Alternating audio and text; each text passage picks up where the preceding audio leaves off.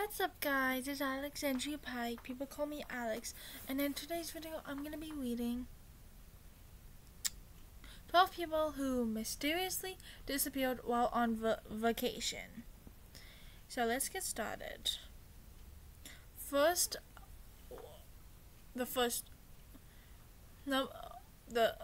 person number 1, Edward Woos? I don't know, the ending is spelled like Seuss. R-U-E-S-S. So, how a 20-year-old printmaker and poet disappeared in the Utah wilderness in 1934 captivated David Roberts, who wrote the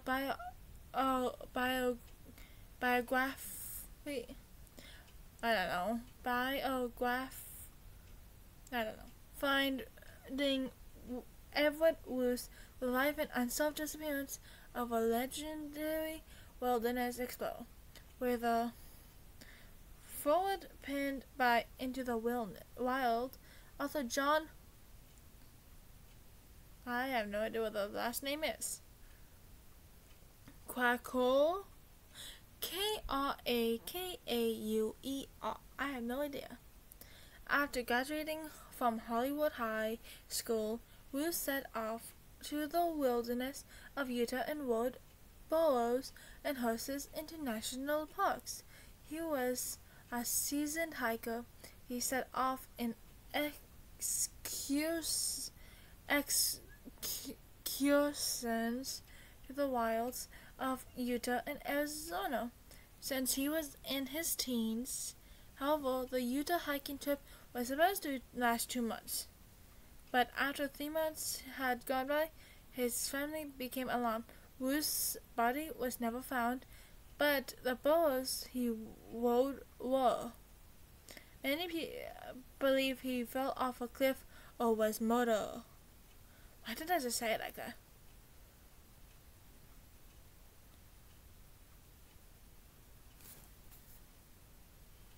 That's beautiful. I think that's the mountain he was on. It's really pretty. Next up, person number 2, Alfred Bellhards. Well, Rocky Mountain National Park, Colorado. He was a toddler. I think it was. Excuse me. While camping at Rocky Mountain National Park in 1938, 4-year-old Bellhards strayed from his family and siblings on a hike along Fall River, and despite a land and water search and even the acute scent of bloodhounds, he was never seen again. Did another camper or hiker abduct him, or could he have drowned? As the youngest of 10 siblings, his disappearance on a tragic 4th of July weekend left a gaping hole in the family tree with many unanswered questions. He was 4 years old. Or she. Yeah, it was he.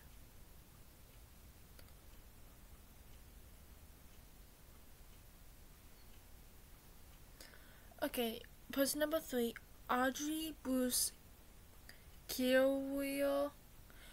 Well, flying from San Jose, Puerto Rico to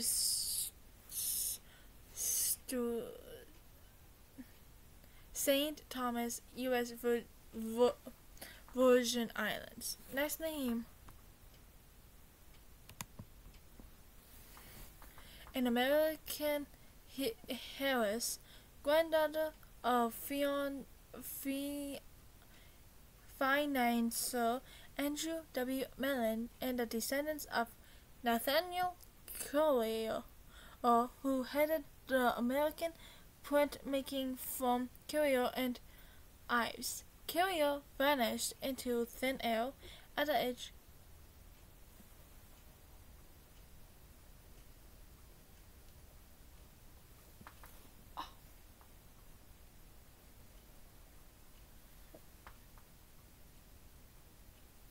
That's weird. At the age of 33, while flying from San Juan, it's Juan, Puerto Rico to St. Thomas, U.S. Virgin Islands. That was in 1967, and neither the Harvard grad's body nor the plane ever resurfaced.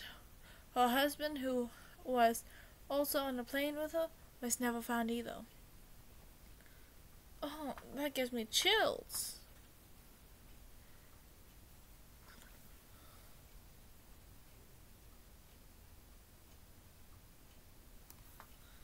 That gives me really bad chills. Person number 4, Sean. What's that? Okay, don't know what that noise is, but well, Cambodia something. He was my age. Sean Flynn, a 19-year-old actor and freelance photojournalist with notable connections in the entertainment industry. His father was the late actor Errol Flynn, disappeared while on assignment for Time magazine. Flynn was a seasoned traveler to Cambodia and Vietnam and frequently returned to the United States between assignments to take an acting roles while covering the Vietnam War in Cambodia in 1970. I don't know if I'm saying Cambodia wide. He was captured by guerrillas, Guerrillas, guerrillas. What? I'm confused. As he was riding on a motorcycle to Saigon, because Flynn was never seen or heard from again. His mother had him declare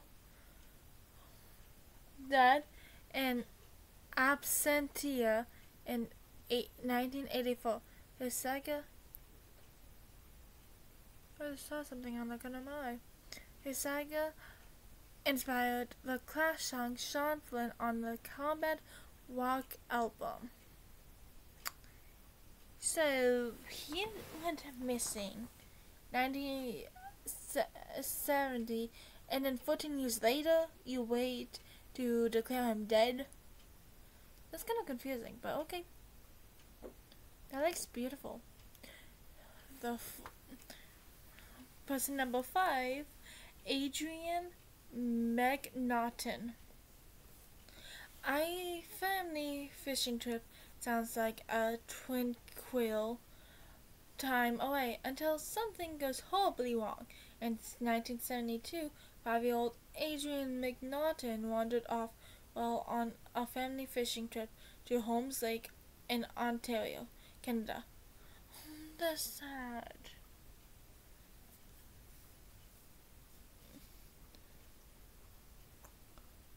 Decades later, the search for McNaughton, who would be in his early 50s,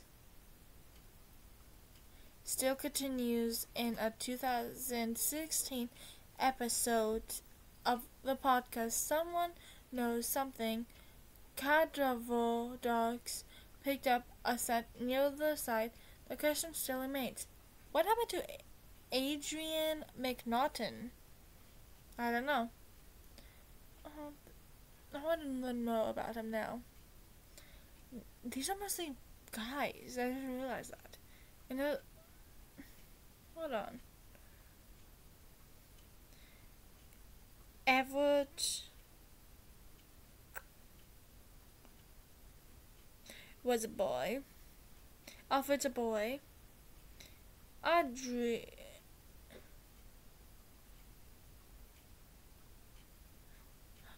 Audrey is a girl. Sean's a boy. Adrian's a boy.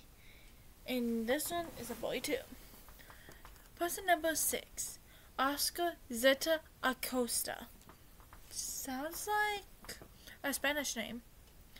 Oscar Zeta Acosta, a 39-year-old attorney who was an activist for the Chicano movement and a friend of journalist Hunter S. Thompson, went to Mazatlan, Mexico in 1974 and never came home.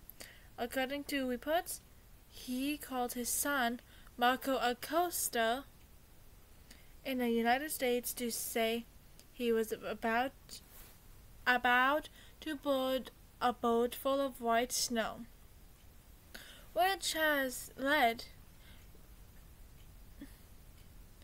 many to surmise he was murdered by drug dealers south of the border. Or did Acosta, a frequent user of drugs, accidentally overdose? His body was never found. And there's even a find a hotel thing.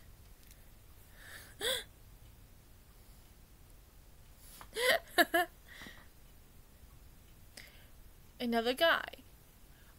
Person number 7. Jim Sullivan.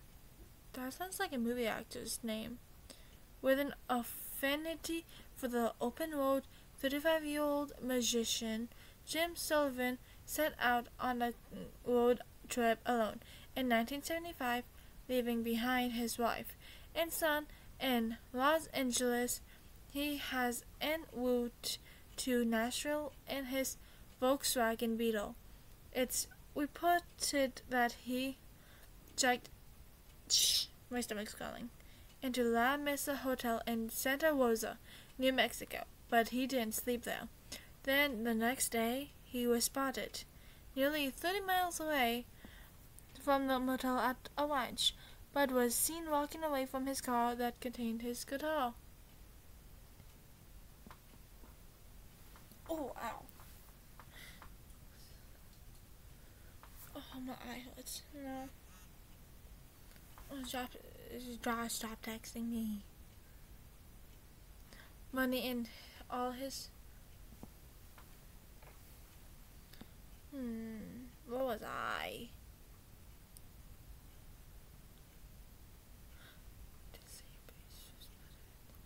But was seen walking away from his car that contained his guitar with money in all his worldly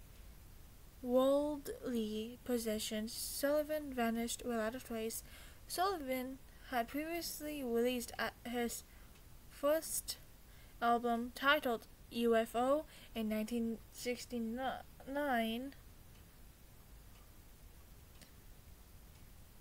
and conspiracy theorists all jumped at the idea that he got abducted by aliens.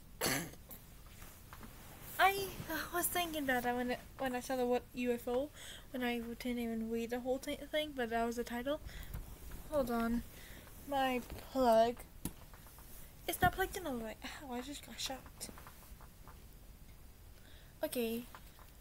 Missing person number 8, John Briscoe. The disappearance of John Briscoe, a 31-year-old professional basketball player, remains a mystery. After traveling to Uganda in 1978 with supposed plans to open an import-export business. The last anyone heard from Briscoe was a phone call to his girlfriend to Seattle. Investigators could never verify he actually flew to Africa, and his family declared him legally dead in 1985. Here missing in 78, 79, 80, 81, 82, 83, 84, 85. Well, that's better than the other one, because the other one was 14 years he was declared dead. I think it was in the story. I don't know. To settle his estate, there was speculation that he was possibly executed by the Ugandan military to traveled there as a mercenary participating in military conflict. X out. Sorry, there was an ad that was bothering me. Missing person. These are mostly all guys. Missing person number 9 is also a guy. Ian McIntosh. That's the name of an apple. Sorry, I had to say that. Where, Alaska. Ian McIntosh was a British Royal Navy officer, a screenwriter, and an author of spy novels. On the evening of July 7th, 1979, he was flying in a small plane over the Gulf of Alaska. His girlfriend, a friend, and the pilot, who was a seasoned British Airways captain, what started out as an exciting adventure turned south when the plane sent out a distress signal and crashed. Ooh, I'm guessing they're dead. Although the signal was picked up by the United States Coast Guard, no sign of plane wreckage or of... Sorry about that. My adopted mom was causing trouble like always. Although the signal was blah blah blah, no sign of a plane wreckage or of the missing persons were found. Was McIntosh's mysterious disappearance a mirror of the fiction he wrote?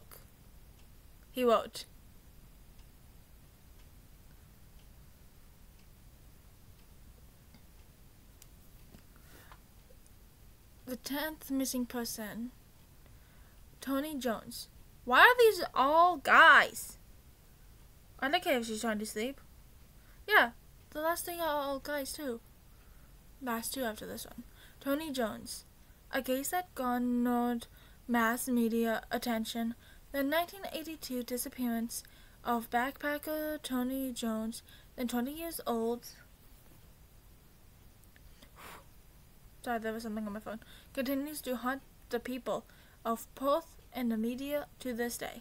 During the final stages of a backpacking trip around North Queensland, Jones planned to meet his brother, Tim Jones, in Mount Isa.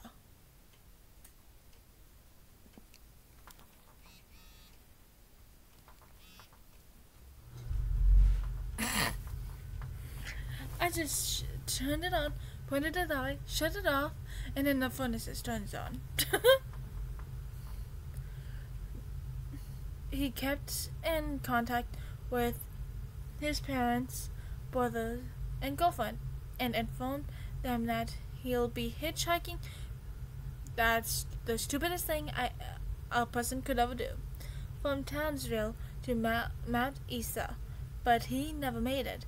Tim claims to know who murdered Tony, which is not far-fetched, as investigators closed the case with a homicide ruling despite the fact that a body was never found. Boris Weisfilo, number 11. Did you guys just see that? I got electrocuted by that stupid light bulb. It shut off by itself, and so I turned it on like an idiot. I turned it on while it was still on, and it shocked me. That hurt. Soviet-born and U.S. citizens. Boris Weisfilo was a math professor at Penn State.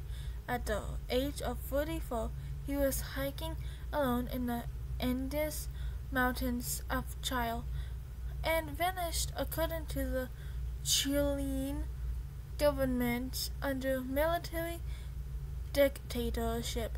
Officials suggested that Weisfilo had drowned. Other reports suggested that he hiked towards the isolated Colonia Dignidad, and famous for torture murder and its cult-like atmosphere under the leadership of German fugitive Paul Schaefer, and backed by General Augusto Pinochet, as I said should, and he was captured. Some witnesses report seeing him in the colony years after his disappearance. Others say he was assassinated as a Soviet spy. Regardless, his whereabouts continue to be a mystery. Number 12, the last one, Charles Howard Allen. Camping in British Columbia, Canada sounds like a dreamy getaway. At age 20, Charles Howard, I can't say it, Allen, went on a hiking and backpacking excursion across Canada. In 1889, he was due to meet his parents in Hong Kong a few months later after his trip, but he remained in contact with them during the duration of his trip. His last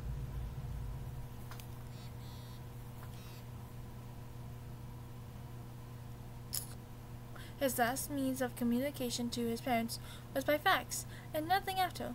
Howard Allen was last seen cashing a check in the city of Kelowna within the Okanagan Valley. His belongings were found at a campsite, but Howard Allen was not.